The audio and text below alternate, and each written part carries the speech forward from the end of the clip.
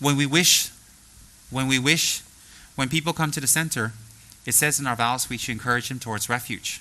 Anything how to encourage them towards refuge when our lamas hates giving refuge, doesn't want to have refuge, and they want to have people to be as students, they're always pushing people away and avoiding it and trying to, and all types of tricks. How?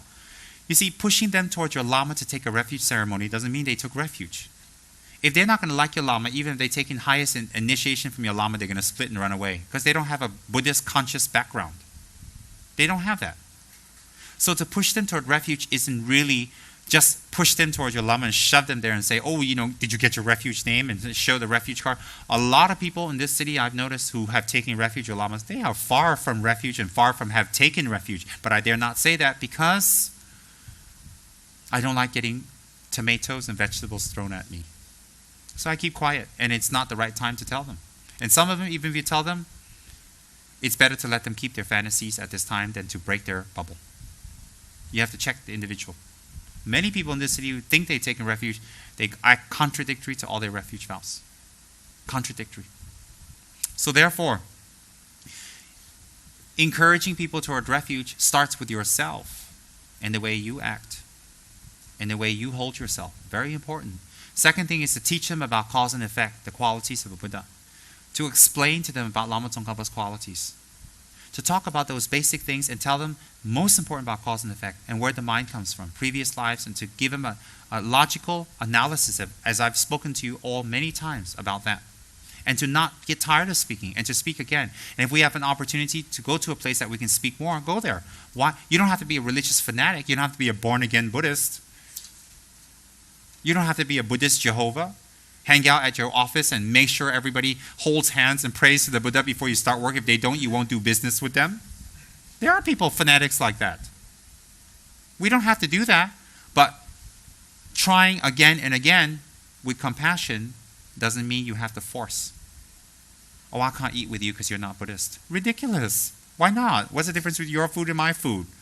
It all came from fertilization from cows. What's the difference? It's ridiculous. Is there there's only food for Buddhists and this religion and we can't eat with each other? Or your food comes different? Or because you've said a few words on the food, it becomes holier and is clean and my food is not clean because of a few words? Om Buddha, bless this food for I'm about to take. Thank you, now it's purified. Now you can't eat meat because you're not and I am and all that. That's so weird. The most ridiculous thing I hear is when people can't eat with each other because of religion.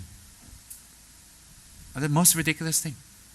It's so ridiculous, it's so illogical, it's so separatist. Breaks tradition, When I came to this country, the first thing I thought about is, I'm going to respect the culture here, and I'm not going to make them get rid of this and get rid of that or do anything. I'm not going to push my beliefs and cultural beliefs on these people. Why? It's a lot of work, and they're probably going to kick me out anyways. And did you ever see the way Tibetans eat? There's nothing to advertise. I mean, real Tibetans in Tibet. I found out recently, I read that in 15th, 16th century England, they didn't use forks and knives to eat. They just used knives and hands to cut things and eat directly meat and all that stuff because forks were introduced to England in the 15th and 16th century by Italy. So the people there, the upper nobility and the men especially, felt it was very effeminate to use forks to eat. So they rather use their hands to be a man. So they in the 15th, 16th century, Elizabethan age, during Queen Elizabeth time and all that stuff, they didn't use forks. They used their hands because it was effeminate. I think that's great because Tibetans are still using their hands in Tibet. No difference. They're very masculine, are they? But in any case, the point is, that's what I thought. I'm not going to do that. But some religious protocols that we do in the center is not forcing a culture down someone's throat. That's for Malaysians here, Chinese, Singaporeans, Indonesians, whatever, Dutch and French and Spanish and all the places where people are taking Buddhism, Americans, Australians, etc. It's not you're learning another culture. You're learning a system of creating the karmic causes to receive teachings. And if there's a systematized way that's been done, we just borrow that. In time, I'm sure Malaysia and all these other countries will develop their own ways to do the same things, but their own way, with the same purpose, their unique way. It will definitely develop. The way Tibetans offer katas, the original Buddhist Indians didn't offer katas. They didn't offer katas at all. That's a Tibetan phenomenon. But in Tibet, In India, they scattered flowers on the teachers. They scatter flowers on the teachers' heads. They offer flower garlands on the teachers to show respect and love and make offerings to them. So if a great teacher comes, they immediately offer a flower garland. While in Tibet, they didn't have flowers. Everything was dry. So how?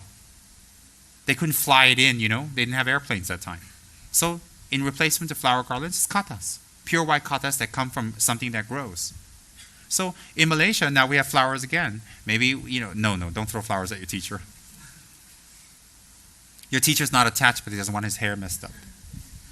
So, that's what I'm saying. It can change with culture. The situation can stay the same. I'm sorry, the motivation can stay the same, the purpose stays the same, but it can change with culture. So nothing I say is hard and steadfast, but right now it's on the interim where things are being poured from Tibet into the world. So while we're pouring it, we're using a Tibetan container, but that container can change. But the substance stays the same, the dharma. Okay, so when people come to our center or we know them, we should encourage them towards refuge. Encourage them towards refuge. Please everybody should know everywhere. Encourage them to refuge means to teach them about cause and effect, to take responsibility, to let them know there's a way out, to let them know that there's an end to suffering.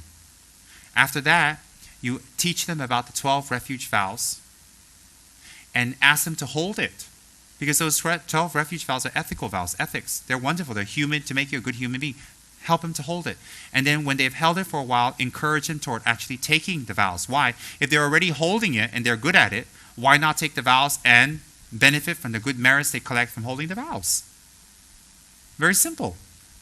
So if you're already you're not killing, you might as well take a vow, don't kill. So every day you don't kill, you collect the merit of not killing, which equals a nice, healthy, strong body that can do virtuous things in future lives, this life too. As a result of not killing, one of the results. And not eating meat. If you're not eating meat already, you can already not eat meat, and I give up not eating meat. I dedicate it to the long life of my parents, to my guru, to my friends. Dedicate it. Why? You're already making that effort. So when you encourage people towards refuge, it's not shove them toward your guru and say, give them the refuge ceremony. No. It's not shove them to your guru so your guru becomes the guru of the whole planet, and so therefore you are good because everybody follows your guru. And if they don't follow your guru, you're not good, so you're insecure.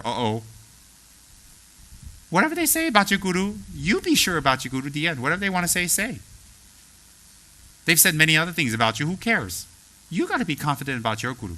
Does your guru benefit you? Does your teacher give you dharma? Does your teacher care? Does your teacher have kindness? Do you learn from your teacher? Do you benefit from your teacher? If yes, the end.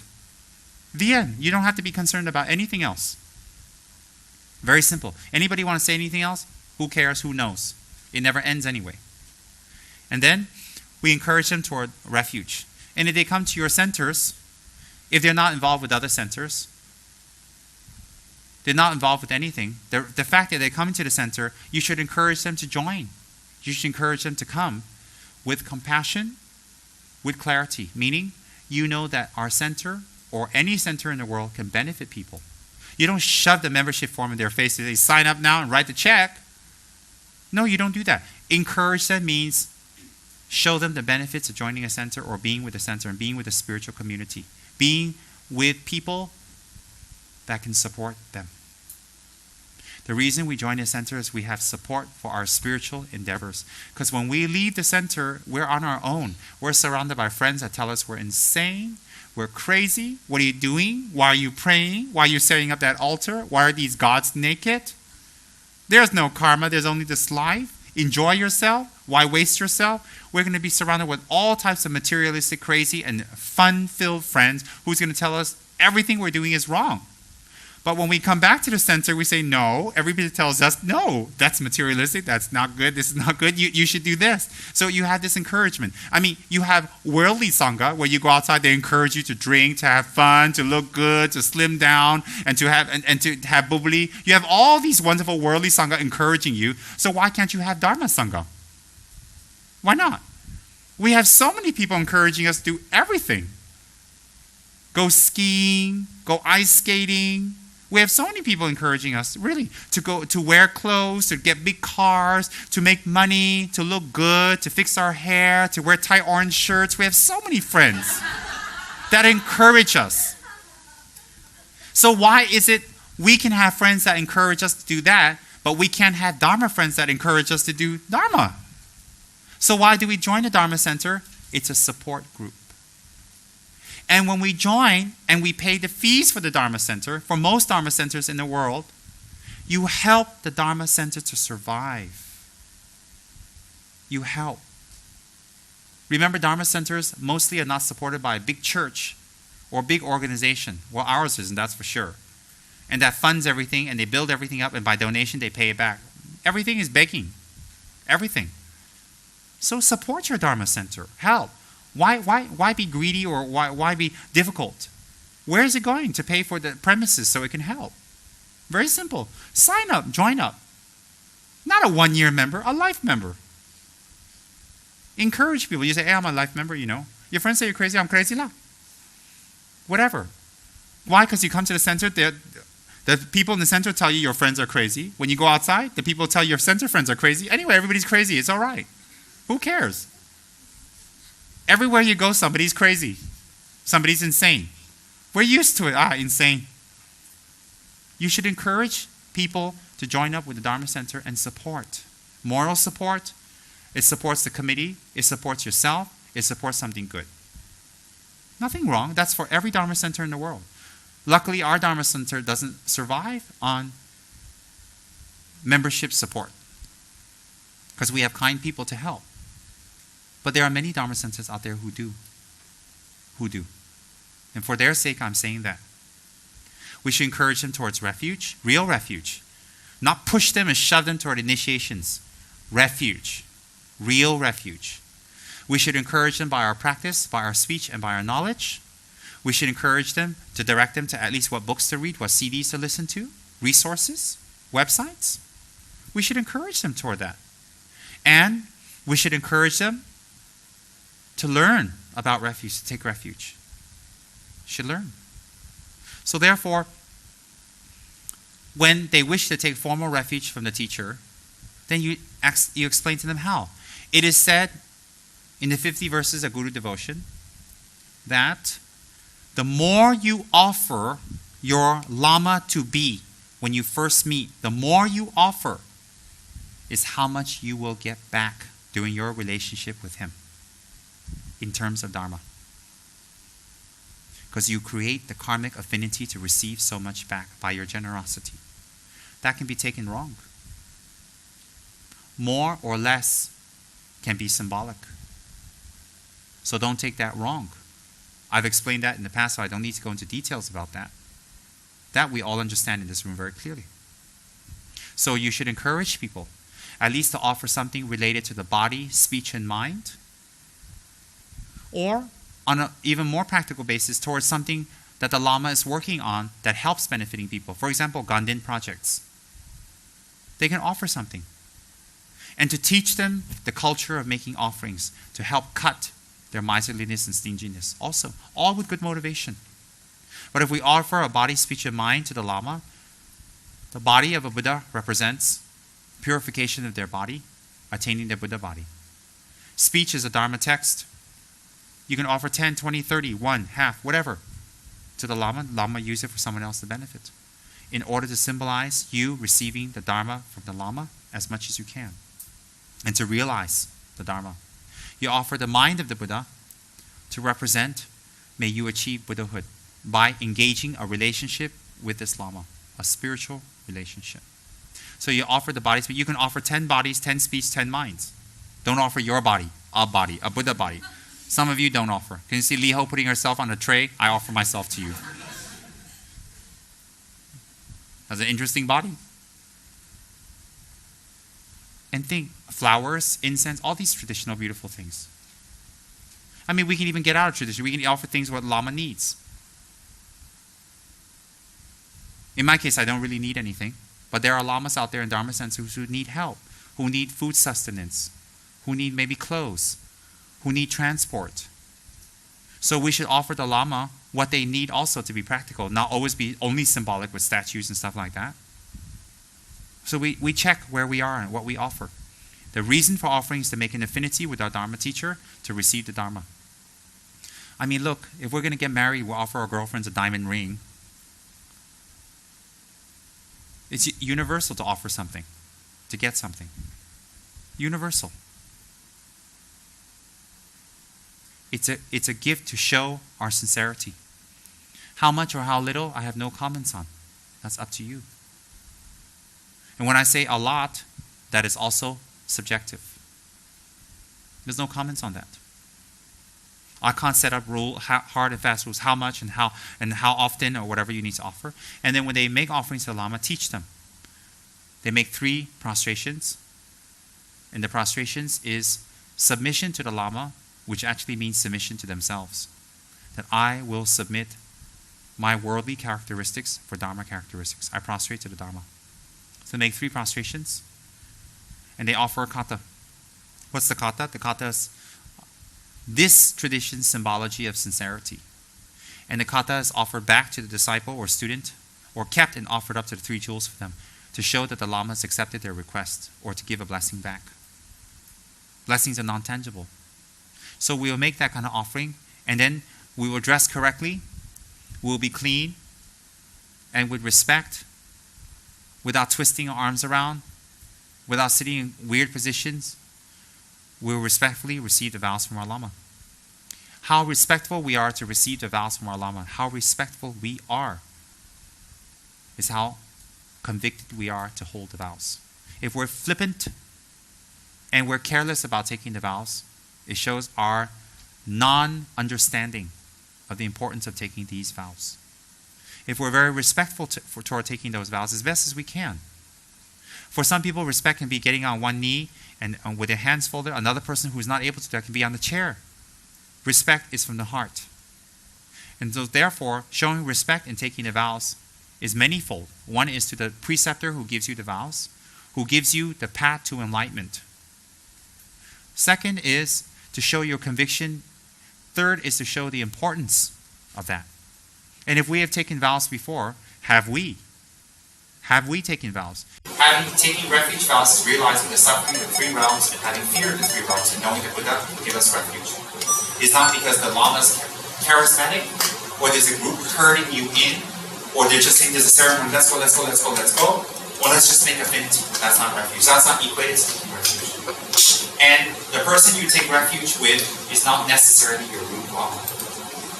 Your root Lama or your root Guru is the person who made an indelible and powerful impact in your mind to turn away from the worldly actions and to engage in Dharma actions. That is your root Guru. Indelible. And the Guru can be the one that has very close association with you, takes care of you, talks to you, helps you, assists you. That is your root Guru. So if you didn't take refuge with this Lama, you need not say he is or he's not my root Guru. A root Guru doesn't mean the person you take refuge from. And there's that wrong view here in this country. I've heard many times. He's my root Guru because I took refuge with him. No, that does not constitute. A, did you take real refuge? B, wherever you took refuge doesn't mean you took refuge, and that doesn't mean it's your root Lama. Your root Lama is the person that made an indelible impact in your mind to turn your mind towards Dharma. That is your root Lama.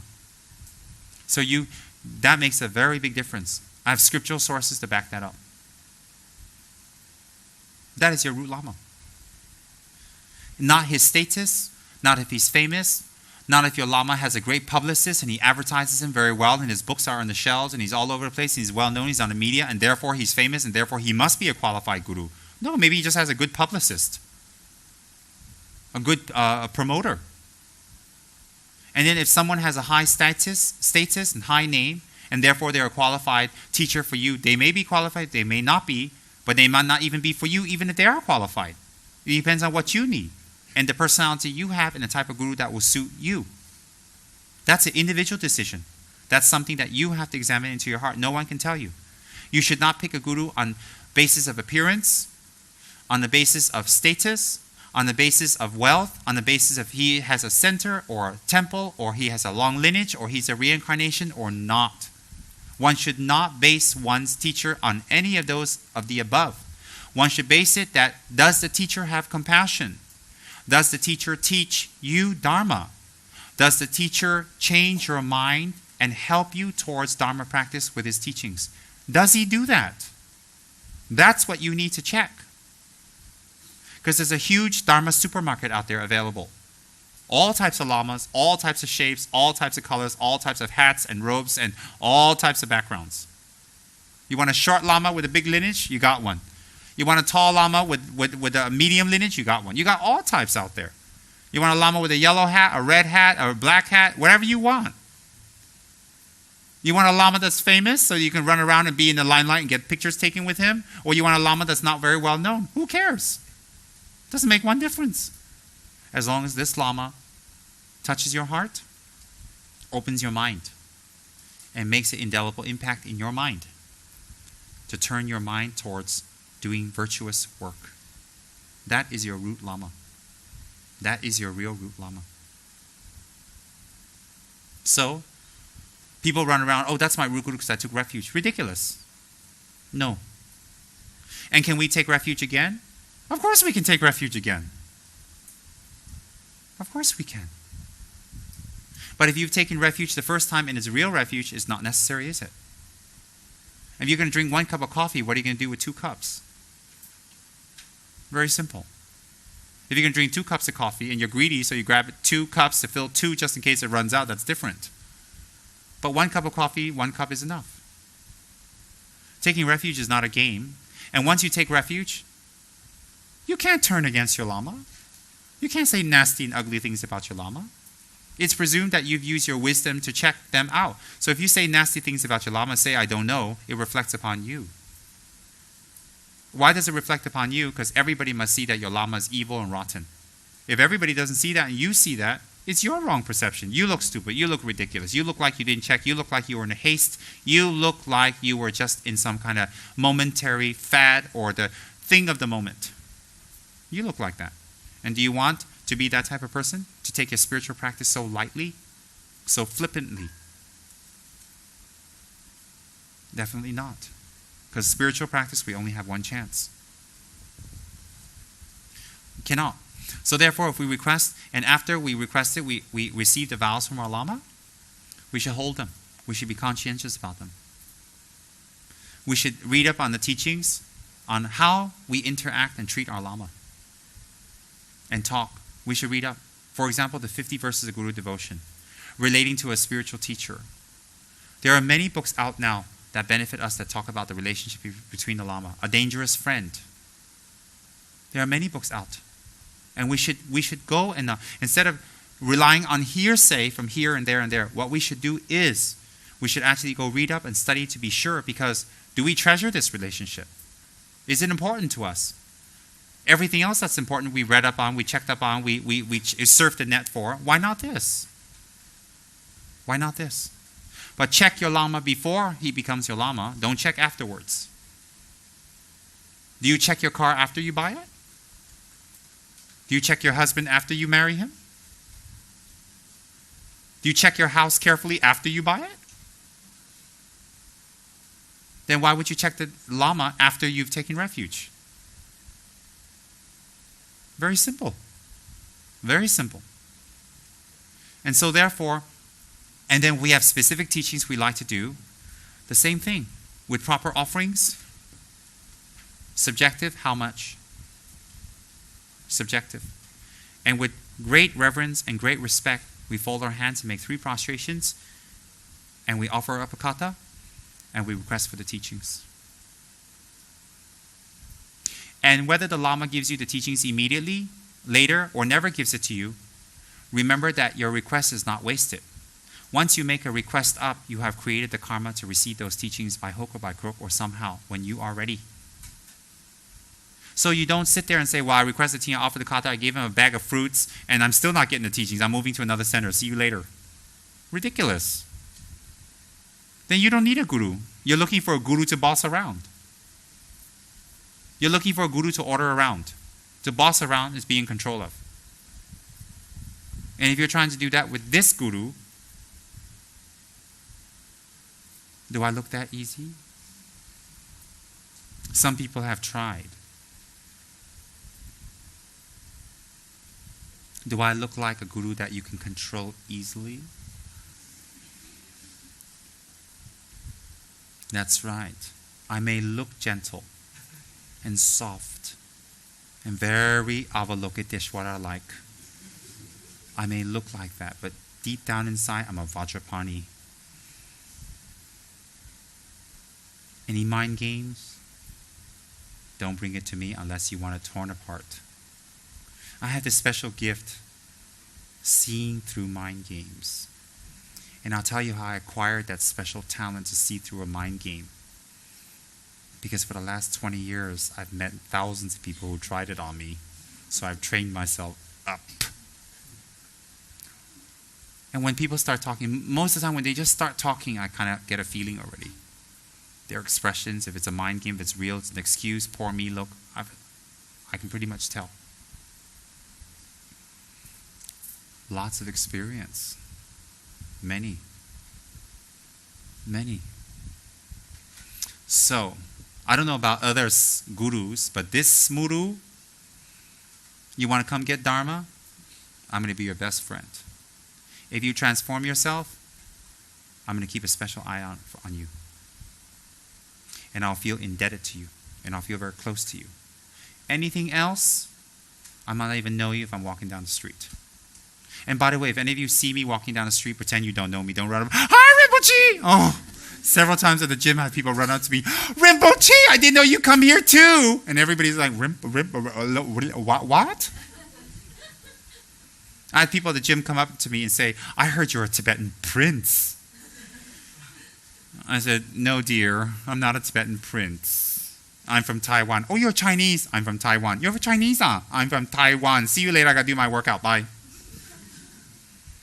A long, long time ago, there was this person, I won't tell you who, was sitting by the stairs with long hair, who I saw at the gym, and,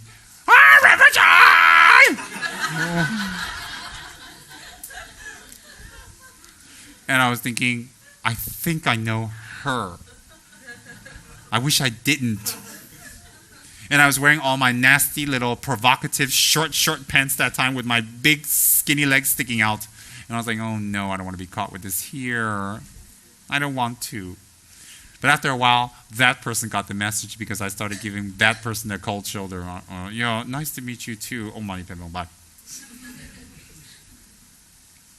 But, and then after we receive the teachings, we should make 3 prostrations, or after the vows of refuge, to say thank you. To say thank you, also collect merit, and to show our submission to what we have learned. To what we have learned. And if we have any physical disabilities that we cannot prostrate, folding our hands is good enough. It's not a fanatical practice. You don't prostrate, you get a whip. You don't prostrate, you go to hell. It's not a fanatical practice. It's not. It's very logical and very clean.